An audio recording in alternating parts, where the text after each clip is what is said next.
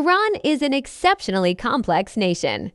For starters, its identity is multifaceted. When Iran is mentioned, most people instinctively categorize it as an Arab country, a notion deeply resented by Iranians, as the Persian ethnic group constitutes the majority, accounting for 62% of the population.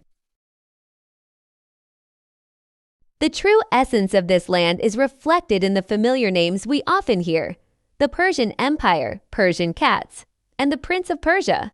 In 513 BC, the Persians established the vast Persian Empire. Yet compared to China, modern Iran retains only the cradle of its dynasty, much like the spring and autumn or warring states periods. Qin's territory encompassed the Mesopotamian region akin to China's Henan province, with the loss of the Tianshan Mountains resembling China's loss of the Tianshan Range. The loss of the Tehran region mirrors China's loss of the Tehran area, while the loss of the Caucasus resembles China's loss of the Caucasus region. The loss of Liaodong parallels China's loss of Liaodong, and the loss of Jiangnan mirrors China's loss of Jiangnan. Thus, Iranians feel a sense of dislocation, viewing every nation as a potential counterpart to their own. Of course, language provides the most direct evidence. Most Iranians speak Persian, an Indo-European language almost entirely distinct from Arabic. Thus, calling Iranians Arabs isn't a geographical error but a cultural minefield, one that invites trouble. To complex system, if you try to understand Iran through the lens of a presidential system, you'll only grow more confused. Iran's power structure is a dual system blending religious and secular authority. While Iran has a president and a parliament, the ultimate power rests with the supreme leader. To put it simply, the Iranian president functions more like a senior manager, while the supreme leader is the real boss. Presidents can be replaced, but the position of supreme leader remains largely unchanged.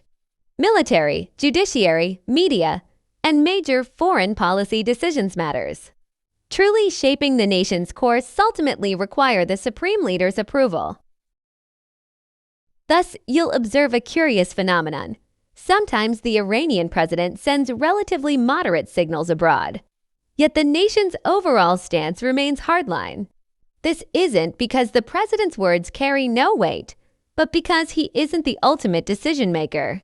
This complex system traces back to the 1979 Islamic Revolution, designed with one purpose: to prevent elected leaders from steering the nation off course.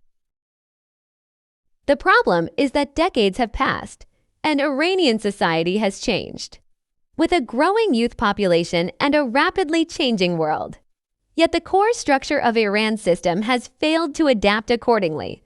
This results in Iran's diplomacy often giving the impression that, no matter how much it appears to engage in talks or pursue détente, it suddenly hardens its stance at critical moments. This isn't because Iran is capricious, but because it inherently operates with two distinct voices. Consequently, the direction of Iran's foreign policy is notoriously difficult to predict.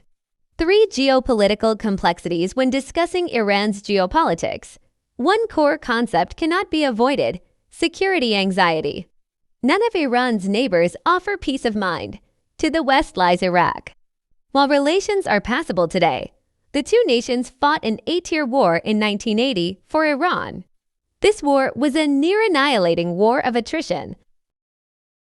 Hundreds of thousands suffered casualties on Iranian soil, and an entire generation lived under the shadow of war. More terrifyingly, Iran discovered a harsh truth during its darkest hour: almost no one truly stood by its side. This painful memory has made Iran obsessively fixated on 4 words: strategic depth. To the east lies Afghanistan, where conflict and refugee crises constantly spill over into Iran.